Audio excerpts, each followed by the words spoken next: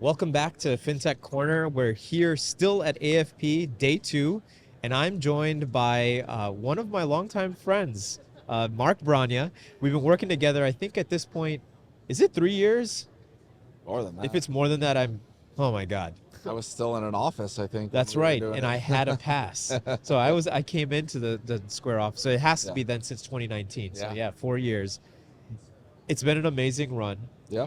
And as I mentioned pre-show, I had some time to think about this one Yeah. because one of the things that I have found fascinating about Mark is that in the world of Treasury, your role, I would say, is either undefined or non-existent, or it's emerging. Yeah. And I wanted to maybe begin by describing to the audience, which is primarily in the world of finance and treasury, what is it that you do today at Block, formerly known as Square, for those that aren't aware? Yeah. And how did that happen? How did your role, this kind of more engineering-focused, systems-focused role, come to life? Yeah. That's a great question. I ask myself that all the time. Thankfully, I'm very happy at Block because I don't know how I'd go and seek out some other role anywhere else at this Yeah. point. Sure, I can start like maybe back at my beginning experience at Square when we were still Square. So I actually come with a background of public accounting. So when I joined Square in 2012, Yeah. we didn't have a treasury team at the time. I had become aware of the company, and I actually had a friend from college who was like working there, and was talking to him about what was going on at Square because I was looking to get into more of like a startup type environment. Yeah. And I came in and talked with some folks on the accounting team because that was kind of the natural like connection point for me. And they were looking for this role that was at the time really focused on because all our revenue is from at that time was from the processing fees we take off of transactions, Right. for the credit card processing transactions. And they had built this new reconciliation tool in house, which was called FRED, which stands for Financial Reconciliation Database. Yeah. And they were trying to figure out how to extract information and using actual like queries and like a MySQL database, because it's like such large amounts of data, and how to like then create systems to record the revenue, track that, build some reconciliations. Because I think the struggle that they're facing is, if you like traditionally when you're doing revenue recognition, maybe you want to like have an invoice, you check to make sure it's been received by the vendor or the customer, and go through those basic four principles of revenue recognition. It doesn't really apply. You're more dealing with this large data set thing, and it kind of was hard to wrap people's heads around. So they were looking to fill that role, and I guess I'd gone through a few iterations, and it just kind of fit for me. So I joined on the accounting team doing that originally, and there was sort of flavors of treasury operations, I'd call it at the time, because like I said, all of our revenue came from sort of this percentage we would take as money moved through our bank accounts. So I was having to have like responsibility of being on the bank portals. I would do some sort of basic treasury operation functions.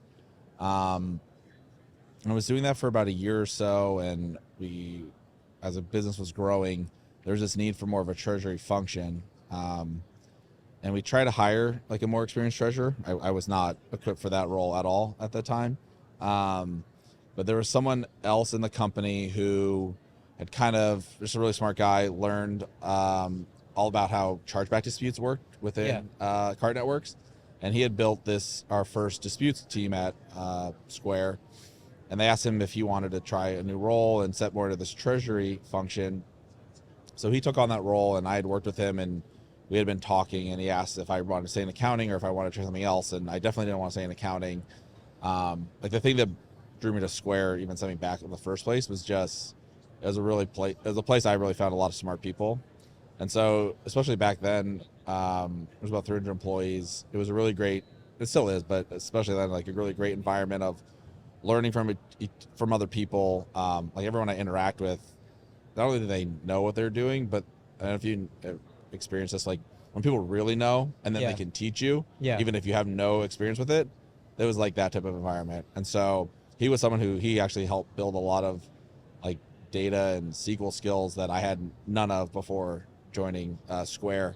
I have felt the same in my career. I owe my entire career to folks like that, Yeah. that were ultra smart, that were willing to teach me ultimately how to do what they do and let me become a version of them, Yeah. even of a small little slice. Yeah. So that was sort of like then what got me more into like a treasury path, I'd say. But again, both myself and this my former manager, like none of us came from a treasury background. Right. I think the draw for us was because Square had so much of the product centered around banking, financial technology solutions. Right. There was this natural marriage between maybe business type functions like a treasury role and product and engineering side of things.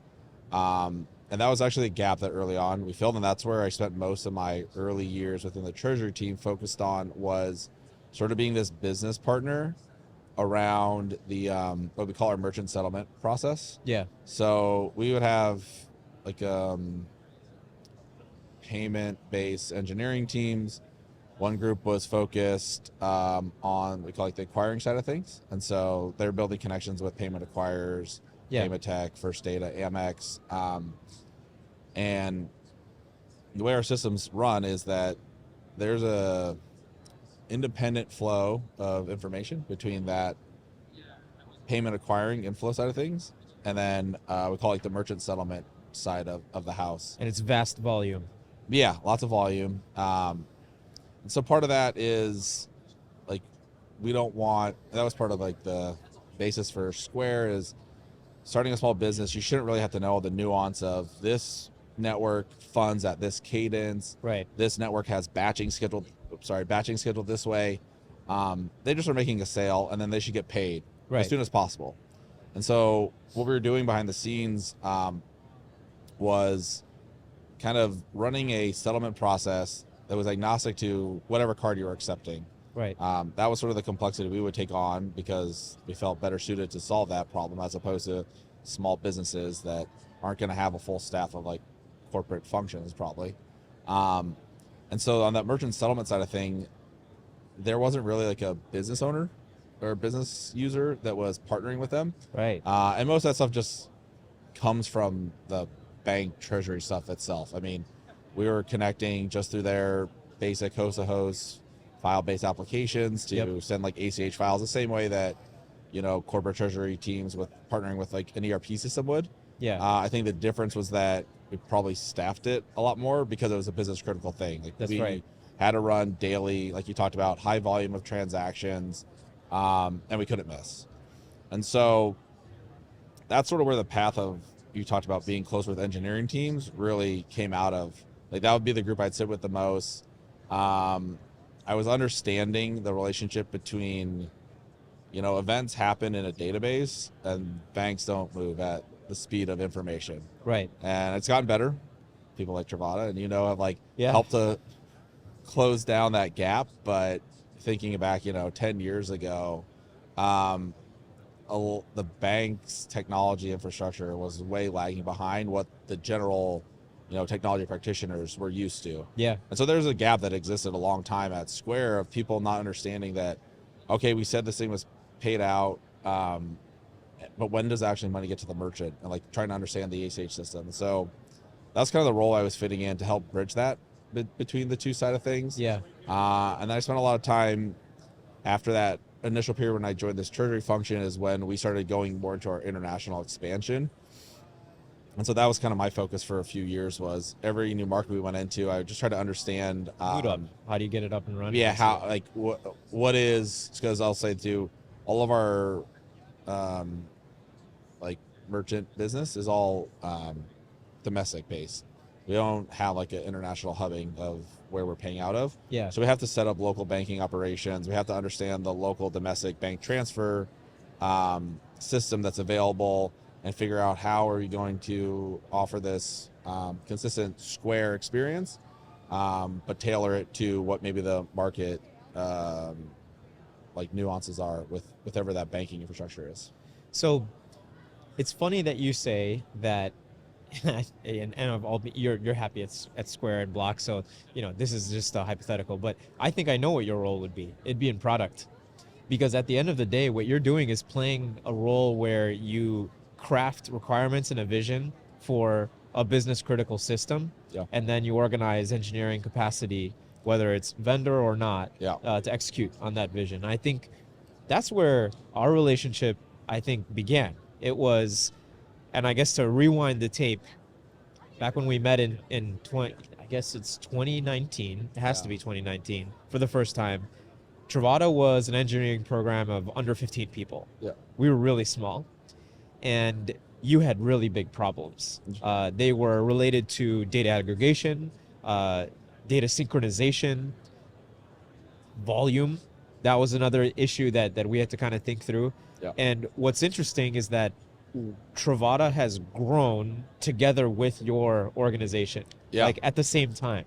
Yeah, I'd say, I mean, and also personally within my function that I sit in right now, it really, so I talked about kind of the career path that went up to the point, but now my current role I sit in was really born out of taking on this new problem that was specifically tackling, I think, having reliable bank information for all the different end users in our company to be accessing.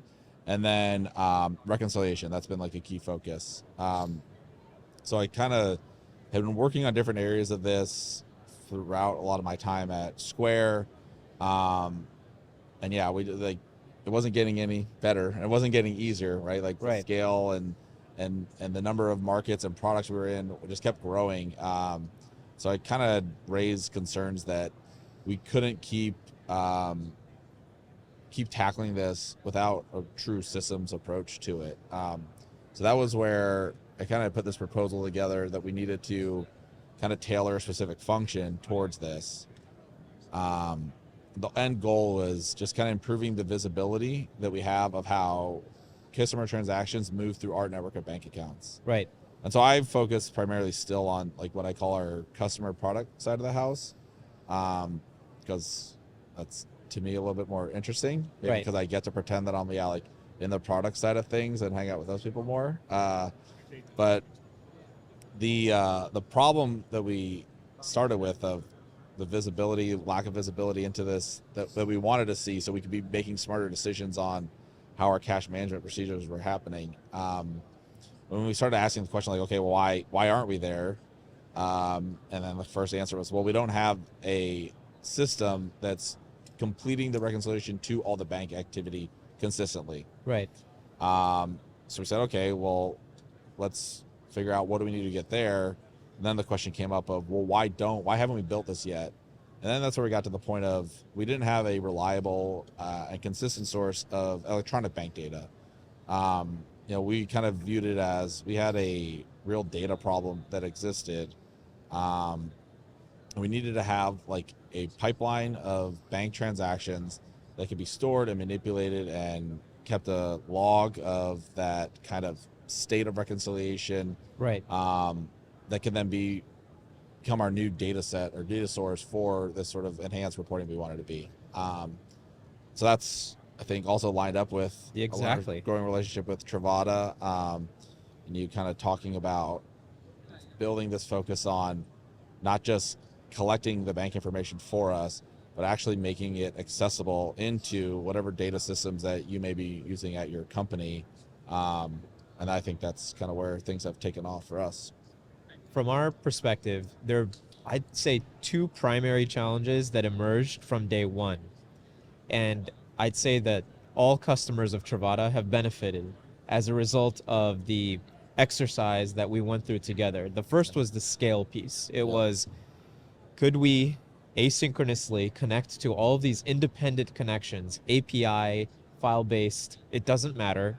It will bring in data digitally and do it at a scale of millions of transactions, and it happening in the second challenge in a quality state where you can accurately reconcile. And I think the second part was the complicated part, because what we do in terms of connectivity, given enough time and effort, pretty much anybody can do it, right? You just have to attack the problem. And we've gotten way faster, better in every regard.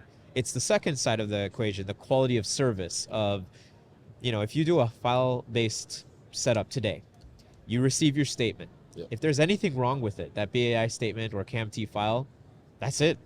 You have to go to the bank and say, can you give me another one? Yep. And then they may or may not come back to you with a solution and deliver it on time. From, at the time, Square's perspective, and now Block, the wider ecosystem, that's just unacceptable, Yep. right? And it's not just a matter of completedness of data, it's turnaround. It's, hey, we found this issue now. Within days, we need to fix it because we need to hit our month-end close or our weekly goals or whatever it might be. I think that's what we have found is that we had to build over time healing mechanisms Yep. that, as far as we can tell, don't exist in the industry.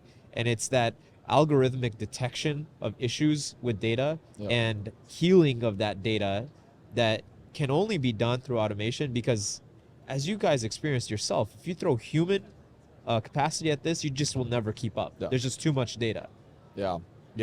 I that was a problem I faced, I think, early on where people struggle too, is you get to a point of data scale that's so abstract that it's hard for people to conceptualize and kind of understand where the boundaries exist because Right. you can't like touch it, you know? And so that's where you need to have a system-based approach, at least in my perspective, because you go beyond the like sort of the limits of what sort of the human processing can actually achieve. Exactly.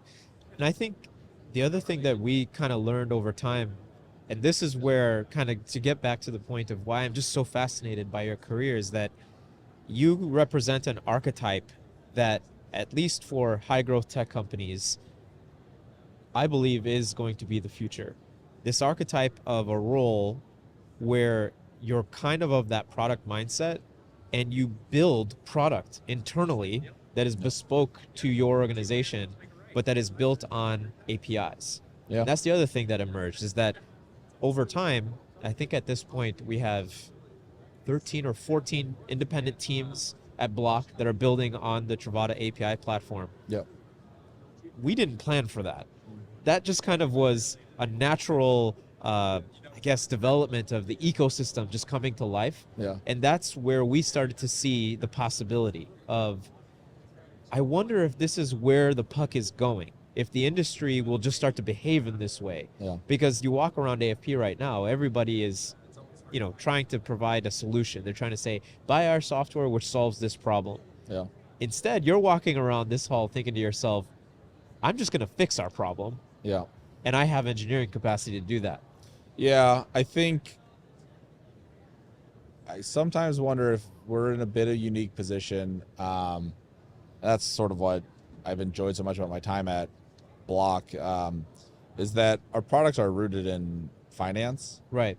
So I also do think that lends itself to a lot of this overlap where I never experienced it personally, but as an auditor, seeing it in other companies where like corporate type functions are Right. not actually seen as like the boogeyman to Right. product people who are trying to grow and build things, and you're just there to like tell them what they can't do.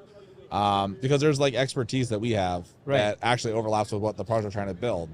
I talked about it with kind of this role we had where we're the ones that were talking with the banks, and a lot of one of the core functions of our product of getting money to people relies on bank systems. Right. And so that's also where I think a lot of the push internally or I'd say the justification for this building things ourselves is you make the decision and the assessment of, is it something that's actually critical to the business operating? And that just was pretty clear to us that Right. we have to have reliable reconciliation systems, not just to make the job of our finance teams easier, but also it's critical to making sure that the business is operating as intended. But I think what we had seen with, especially on the bank reconciliation side of things, was for a long time there just wasn't, I mean, you could connect directly with the banks itself, but I talked to all the engineering teams that now work with it, and they're very thankful that they're not the ones having to Right. manage with the connectivity, and that itself, like offloading to another party, I think they'll greatly appreciate. And I think when I try to think about the line, because over the years there's been the constant temptation, I'll call it, of volunteering and saying, oh, we could solve that problem for you, Yep. you know? And I think where I've seen that line kind of emerge is when you have expertise on your side of the house on how your business operates, that's the line. We shouldn't be involved on that side of the house. Where we have expertise on how the wider ecosystem of banking data, financial data, and how it all flows and how it can be optimized and then connected to you, that's where we can play a role. And it started to kind of click in my mind that if you extrapolate this outside of Block, and I guess if you were to give advice to folks here at AFP, and I think there are plenty of examples. I think you're right in terms of the nature of your business is unique, but there are other businesses like Uber, for example, or Airbnb, gig economy businesses where their end customer is both me, getting a ride, but also the taxi driver who's expecting a payment 5 times a day, hopefully, for their services. Yeah, those are all payments companies. Exactly. Payments companies, Apple's another one. There's a massive payment company at this point. You would never think it, but they are a huge payments company. And I wonder, do you have any advice for folks that are trying to make a decision around, hey, do I buy a piece of software or do I buy almost like engineering capacity instead? Like, what's the better ROI if you play this out over the next 5 to 10 years? I think your point of being clear about where the line is, that's so critical to it. I think you have to be really honest about what is it the role or the job that you are hired to do is, and be really rigid where you can about that's where the focus will be. Right. And so if you're a company that's making this like build versus outsource type of decision, you have to do the same thing. Like I said about, we build things internally because we address it as this is part of the actual, like the business operating itself.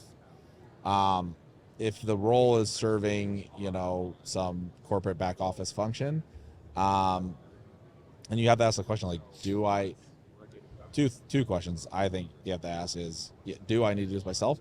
But more importantly, do I have the ability to secure engineering and technical resources at the quality, right, that makes sense to build this? And is it something where there's enough work? Because this is the other thing I learned when I was talking about a lot of this building stuff and getting more into talking with like engineering support and technical teams at the company. So I was talking about, do I need to have start hiring engineers to work in a treasury team? It didn't feel right to me.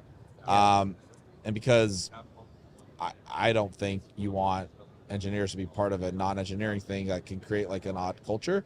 But also you want to have that kind of knowledge sharing, that learning that happens within a strong technical culture side of things.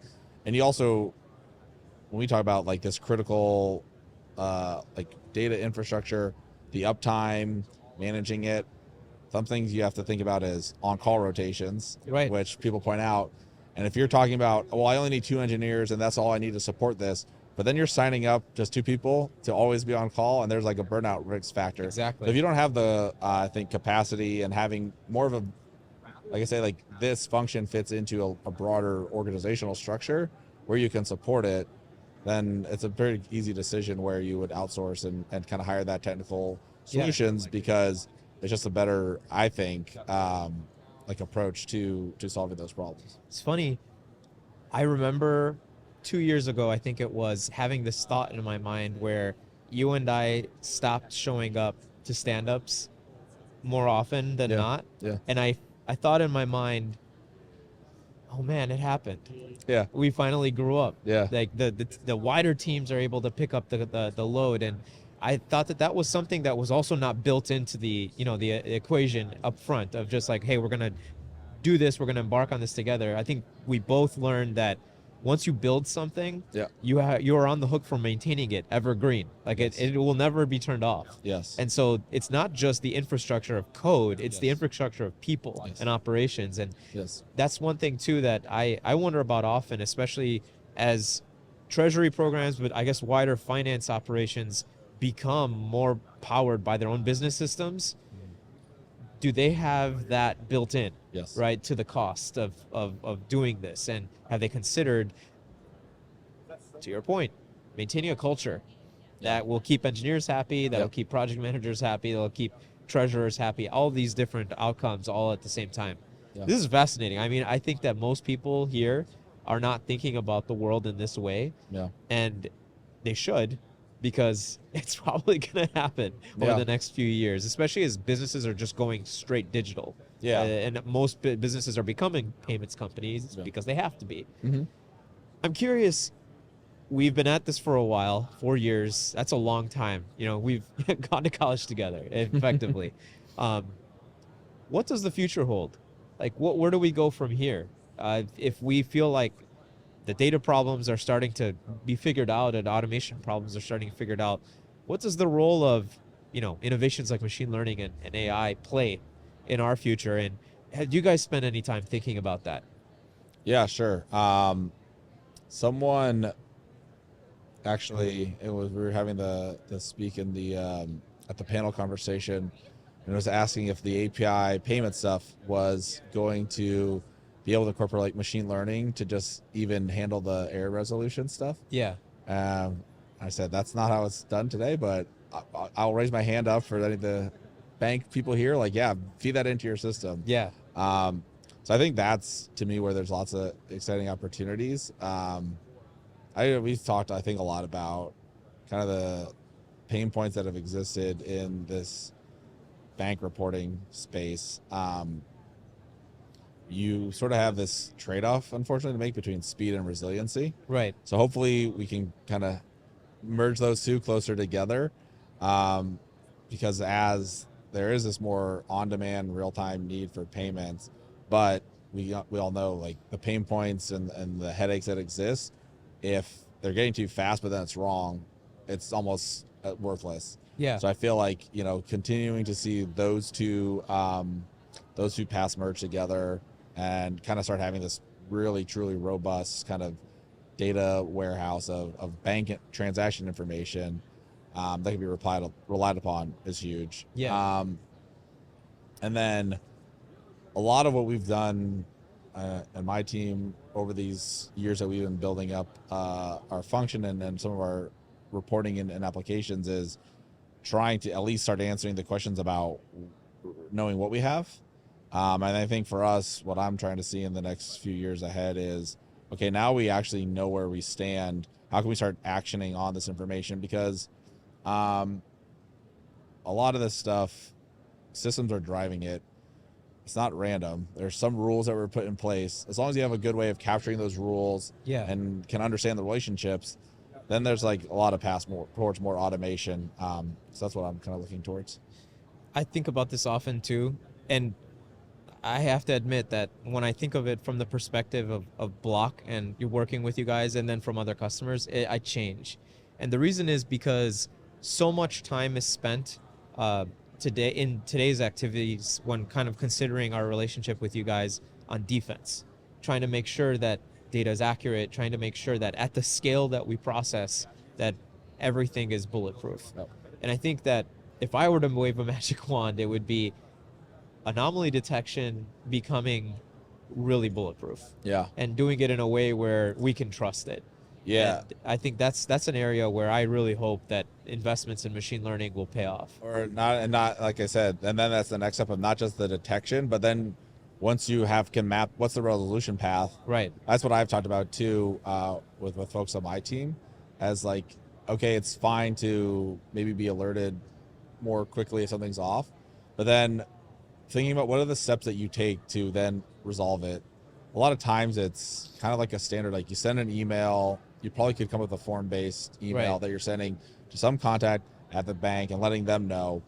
Well, if you're doing the same thing every time, once this first step happens, that's perfect for automation right there. Exactly. And that's exactly where my mind goes, is that I think about the annoying things that we all have to do to just keep things running. Yeah. And that's where always my magnetism is to that. It's not like I want to figure out a cool little insight that'll, you have to earn your way to offense. Yeah. I feel like when you deal with scale, and it's been fun to do this over the last few years, and obviously I hope we keep doing it together for the foreseeable future. Yeah. Thank you so much for joining us. Yeah, sure, this has been an awesome conversation. I've been curious about it for a while, so it was great to hear your take. Yeah, no, always good to chat with you, Joseph. Awesome.